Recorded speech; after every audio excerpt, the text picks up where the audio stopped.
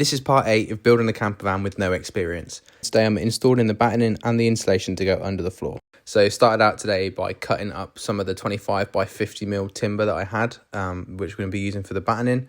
So cut this on the miter saw that I borrowed from my uncle luckily. Cut all these to the lengths, all horizontally going across the van and then down. In between these, and then basically marked out all these numbers so I knew where exactly we're going to go and weighed them down once I glued them to the van.